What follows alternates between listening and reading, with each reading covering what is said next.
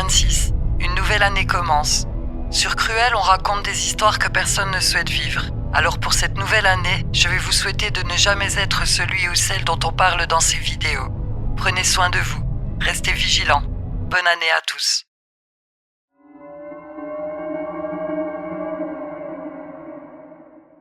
Pour cette vidéo, le contexte et le lieu sont inconnus. On y voit un homme en pyjama, visiblement en colère, s'acharner sur la porte d'un appartement.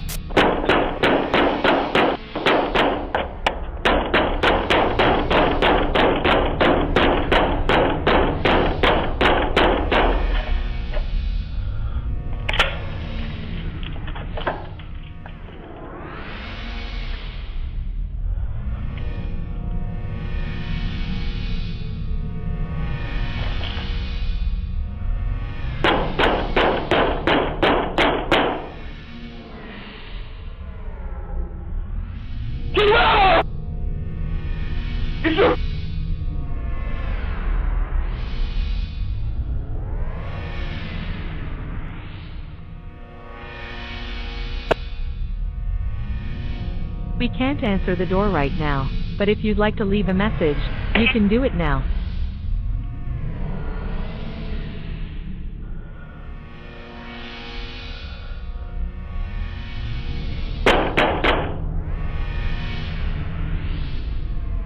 Les occupants n'ont pas réagi, et il faut admettre que peu de gens auraient ouvert face à une telle furie. Ce qui a motivé cet accès de rage reste un mystère.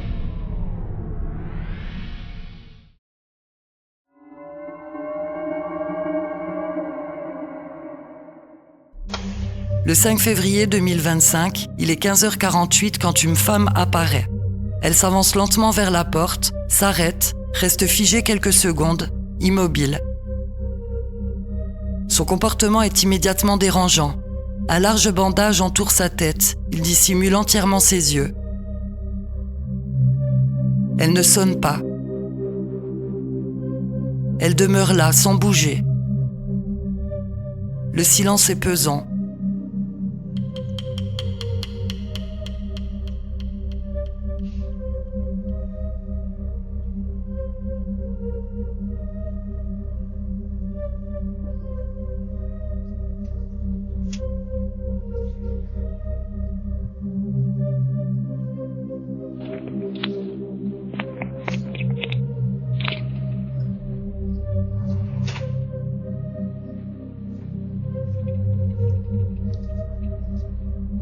Elle s'éloigne enfin, d'une démarche instable, presque maladroite.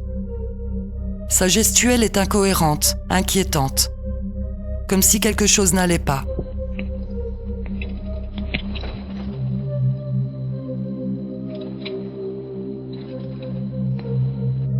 Ces images ont été publiées sur le réseau X.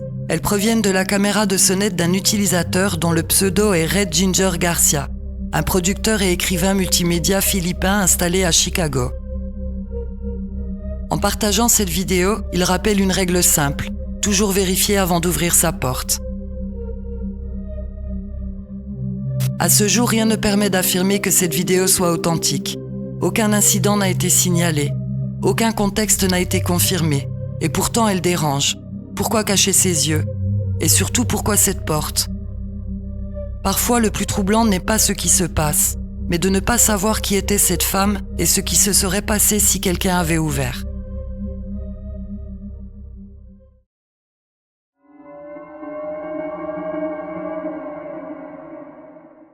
Carrollton, Texas, le 18 janvier 2025. Il est environ 20 heures. Un homme s'avance lentement vers la porte d'une maison. Il reste immobile quelques secondes, suffisamment longtemps pour être vu. Il porte un masque de chèvre rouge. Dans ses mains, une pancarte en carton. Puis il sonne.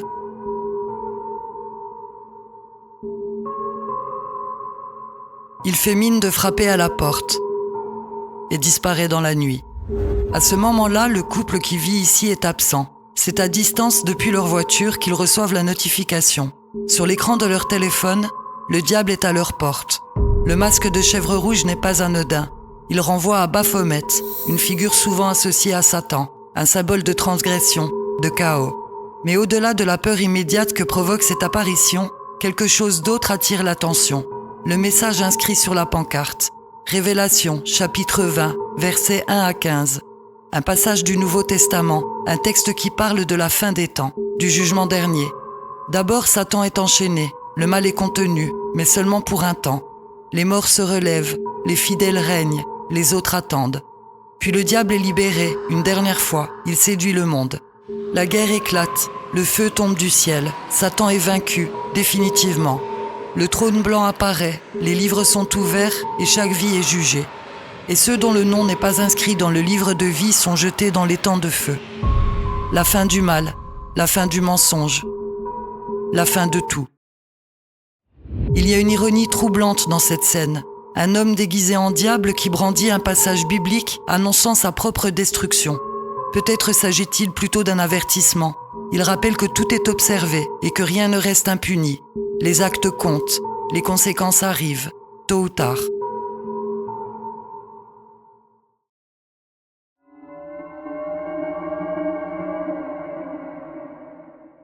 Sébastien, Floride, le 13 décembre 2021.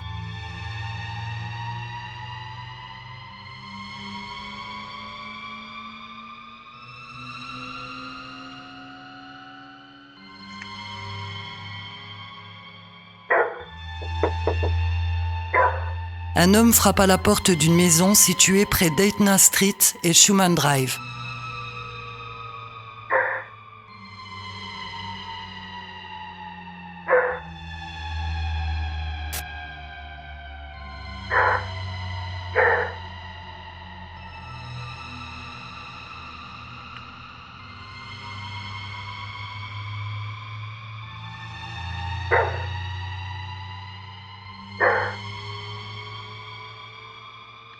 Mais quelque chose ne va pas. Il porte une casquette, des lunettes et un bandana rouge qui masque presque entièrement son visage. Et surtout, il tient une arme à la main.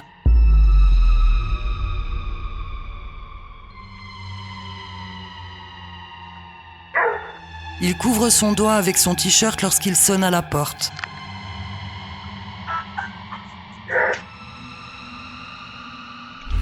We can't answer the door right now, but if you'd like to leave a message, you can do it now.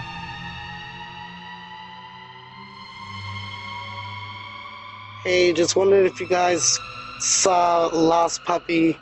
He's a pit bull, blue nose. I believe he came in your yard, but I don't want to look without your permission. Il prétend chercher son chien, un chiot pitbull, un blue nose, perdu dans le voisinage.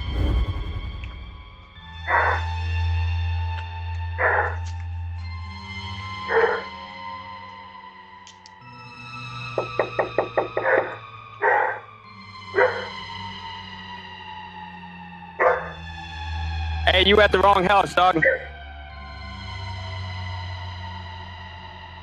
Alright. L'homme qui a publié cette vidéo a posté une mise à jour. D'après lui, les autorités ont finalement pu l'intercepter dans un autre comté et il est actuellement en prison. Certains commentaires ont émis l'hypothèse qu'il pourrait s'agir d'un tueur à gages, à cause du papier qu'il consulte pendant qu'il attend. Avant cela, il aurait frappé à une 50aine de portes. Il prétendait innocemment frapper à la porte pour demander de l'aide, mais la caméra a révélé la vérité. Ses gestes trahissaient une toute autre intention.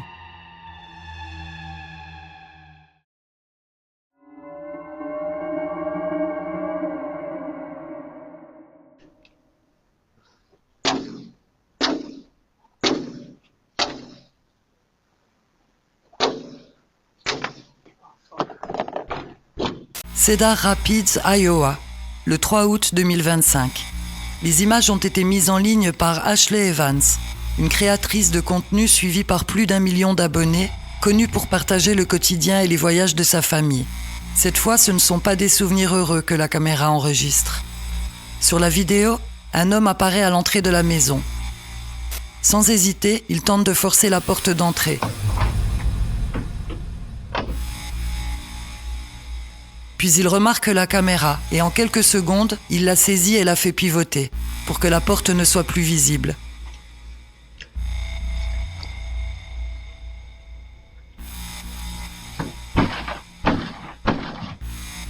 Ce jour-là, Ashley et sa famille ne sont pas à la maison, mais ils ont reçu une notification sur leur téléphone.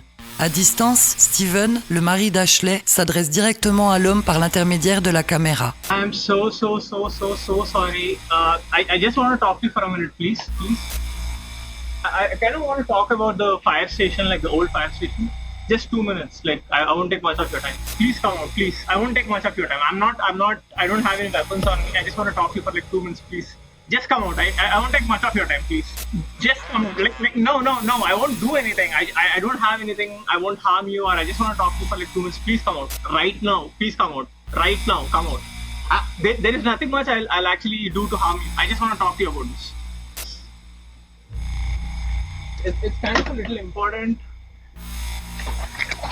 That's all. I just want to see it. That's all. I just want to see it. La police intervient et lui donne un avertissement. L'intrus quitte les lieux, mais revient 10 minutes plus tard, toujours déterminé à enfoncer la porte.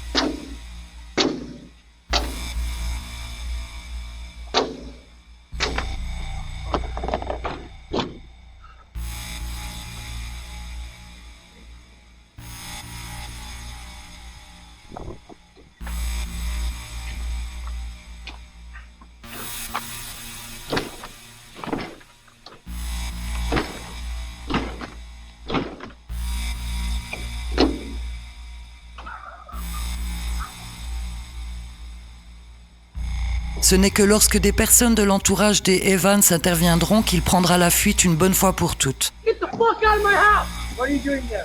I'm sorry. Il sera plus tard arrêté et inculpé pour violation de propriété. Pourtant, il sera relâché dès le lendemain. Tant qu'il n'a pas réussi à entrer et qu'il n'a blessé personne, la police ne fera rien. Après la publication de la vidéo, Ashley reçoit une vague de messages de soutien de sa communauté. Elle précise un détail glaçant. L'homme pensait que la famille était à l'intérieur de la maison, ce qui rend son acharnement encore plus choquant. Qu'aurait-il fait si quelqu'un avait ouvert cette porte ?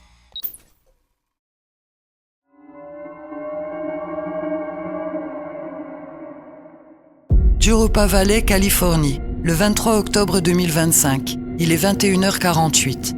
3 hommes se tiennent devant la porte d'une habitation située dans le bloc 5000 de Mainline Drive. Ils portent des masques, des vestes identiques et se présentent comme des agents du FBI. Ils affirment disposer d'un mandat de perquisition. Et détail troublant, ils s'adressent aux occupants par leur nom de famille. Lorenzo. À l'intérieur, les propriétaires hésitent, puis obéissent. La porte s'ouvre. Hello. How you doing? How can I help you? Yeah, search warrant. What is the for? We got a search warrant. Search warrant right here. Open up. Everybody on the ground. Let's go. Let's go. Go. How many people in the house? Go. It's my mom and my kid. Everybody. Les occupants sont menottés à l'aide de colliers de serrage. La maison est fouillée, méthodiquement. Et quelques minutes plus tard, les intrus prennent la fuite. Par chance, personne ne sera blessé. À ce jour, les assaillants n'ont pas été identifiés. Impossible donc d'affirmer s'il s'agissait d'imposteurs parfaitement préparés ou de véritables agents fédéraux. Cette affaire prend une autre dimension lorsqu'on se souvient d'un événement survenu quelques mois plus tôt. En août, un ancien officier de la police de Los Angeles, Eric Benjamin Ben Halem, est arrêté avec 5 complices. Ensemble, ils ont participé à une violente intrusion le 28 décembre 2024. Leur cible, un adolescent de 17 ans détenteur de $350 000 en crypto-monnaie. Les assaillants pénètrent dans son appartement en se faisant passer pour des agents de police. Il est menacé et contraint de livrer l'accès à son portefeuille de crypto-monnaie.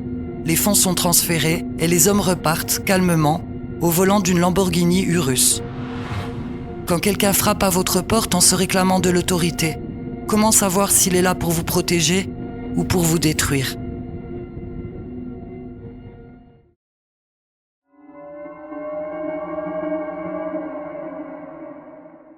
Allen, Texas, 13 juillet 2023. Il est 21h39. Une femme se tient devant sa propre porte. Vêtue d'une simple serviette de bain, elle tient son petit chihuahua dans les bras. Tremblante, paniquée, elle appelle son mari Jacob via la caméra de sonnette. Il est à 30 minutes de là au travail. Jake! Jake!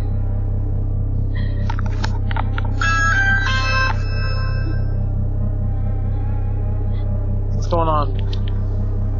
God, call the police! Call the police? Please. What happened? I was in the bath. I thought you were home. Someone brought her back to where these two guys walked in. I begged them not to hurt the kids. Quelques minutes plus tôt, Léa Amberly était dans son bain après avoir couché ses 2 enfants. Elle a entendu des bruits de pas. Pensant d'abord que c'était son mari, elle a vérifié en localisant son téléphone, mais il est toujours au travail. En réalité, 2 hommes vêtus de noir et portant des cagoules avaient forcé la porte arrière. Tout à coup, la poignée de la porte de la salle de bain s'est mise à trembler, puis la porte a été enfoncée. Elle s'est retrouvée face à face avec les intrus, entièrement nue. Elle a supplié les hommes de tout prendre mais de laisser ses enfants. L'un des hommes l'a menacée avec une arme, lui disant qu'il la tuera si elle bouge. Il lui a pris son téléphone et les 2 intrus sont repartis dans une autre pièce de la maison. Elle s'est alors enfuie, a essayé en vain d'alerter ses voisins et a eu l'idée de déclencher une notification de Doorcam pour contacter son mari. Les critiques sur le fait qu'elle ait pris son chien mais laissé ses enfants surgissent rapidement. Sa réponse est simple mais glaçante. Elle se voyait mourir. Elle était persuadée que les intrus, en la voyant fuir, allaient la tuer. Et si elle avait essayé de prendre ses enfants, ils auraient été tués aussi. Quand le mal s'invite chez vous, il ne reste qu'une seule règle, survivre à tout prix.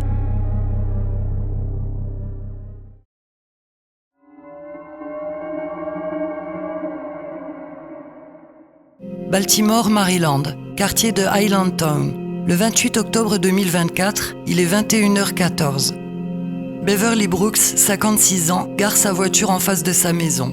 3 jeunes s'approchent, visiblement mineurs. L'un d'eux semble à peine âgé de 9 ans. Ils exigent ses clés et tout ce qu'elle possède. L'un d'eux montre une arme. Mais Beverly ne se laisse pas faire. Elle se débat, elle hurle, et ses cris attirent ses voisins.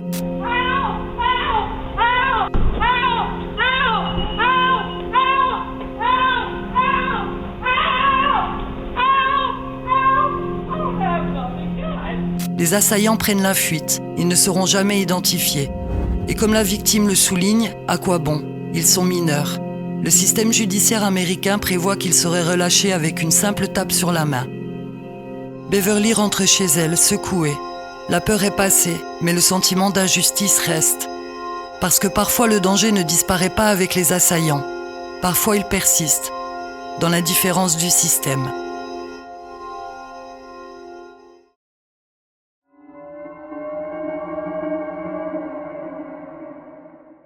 La Nouvelle-Orléans, Louisiane, 30 juillet 2023 vers 17h15.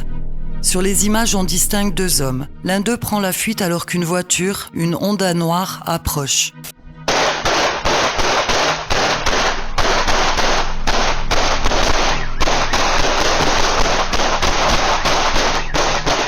Un passager arrière sort de la voiture et tire sur des personnes présentes sur le porche.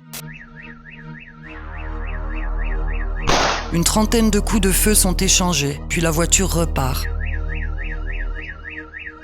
Les auteurs des tirs n'ont pas été identifiés. 2 femmes ont été blessées. L'une, 36 ans, était assise sur le porche et l'autre, 76 ans, se trouvait à l'intérieur de la maison, mais une balle a traversé le mur. Une scène qui rappelle brutalement combien la violence peut surgir et frapper n'importe qui.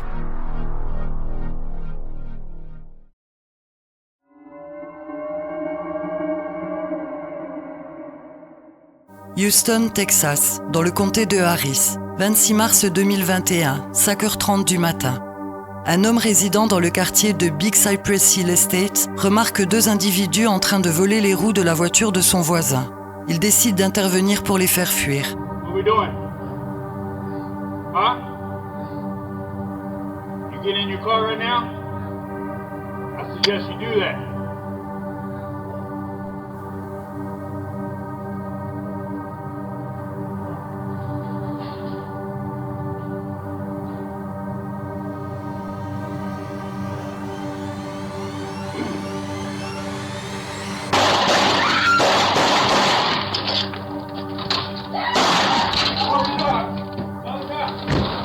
Soudainement, des coups de feu éclatent. Il est pris pour cible.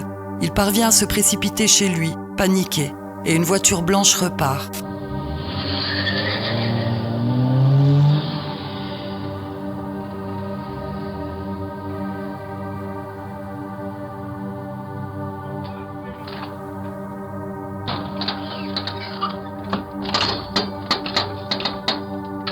Sur d'autres caméras, on peut voir les voleurs à l'œuvre.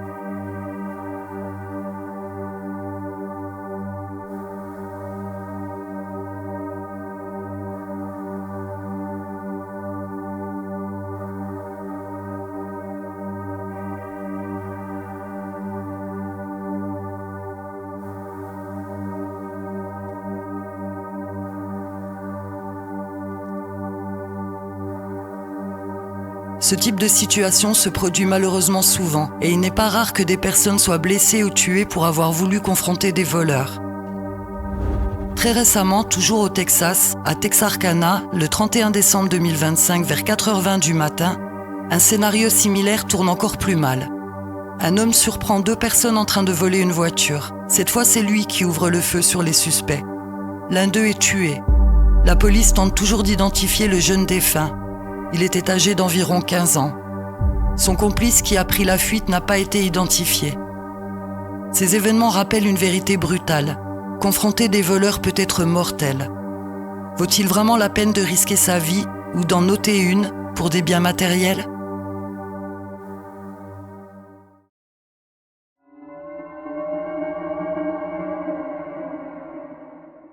Hattiesburg, Mississippi, le 9 août 2020. Il est presque 3h45 du matin. Au bloc 500 de la 22e avenue Sud, tout est calme, trop calme. Un homme passe devant une propriété. Il marche lentement. Dans sa main, un récipient. Il commence à déverser un liquide tout autour de la maison, méthodiquement, sans hésitation.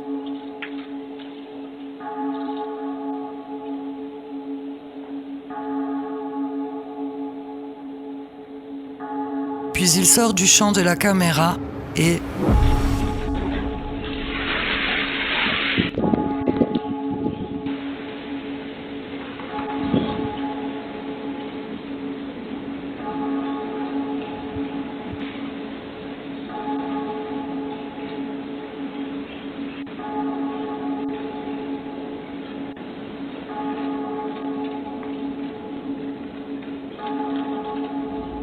Cette nuit-là, 2 maisons seront entièrement détruites par les flammes. Une voiture est également engloutie par l'incendie.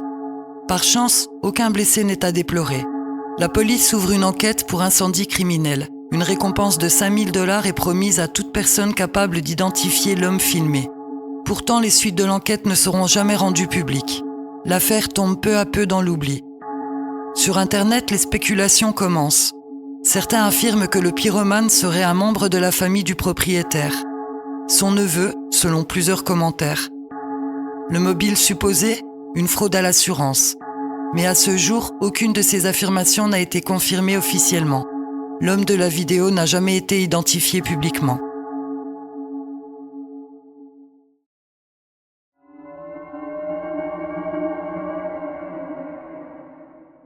Lakewood, Californie, le 11 décembre 2025. Il est 18h15. Un livreur Amazon Flex arrive pour déposer un colis. Mais son regard est attiré par autre chose. Sur le porche se tient un chat. Un croisé siamois femelle. Son nom, Piper. Le livreur s'approche.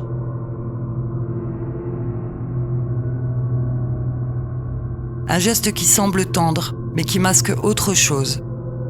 Il semble vouloir attraper le chat qui ne se laisse pas faire.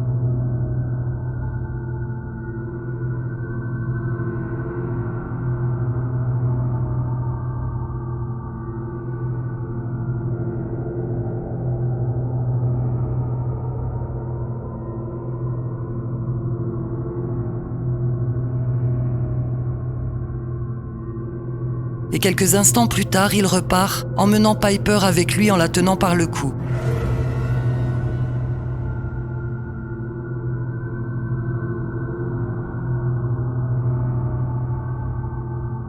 Le choc pour sa propriétaire, Diane Huff Medina, est immédiat.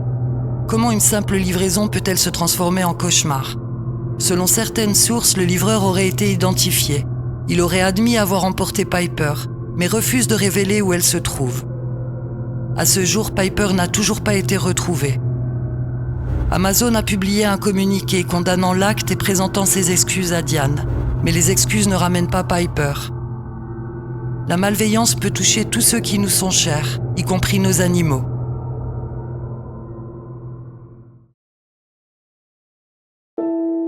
Merci d'avoir regardé cette vidéo. J'attends vos commentaires. Pour soutenir la chaîne, pensez à vous abonner, à liker et à partager. Pour une nouvelle année à découvrir le réel ensemble. Le réel est plus cruel, et je suis là pour vous le raconter.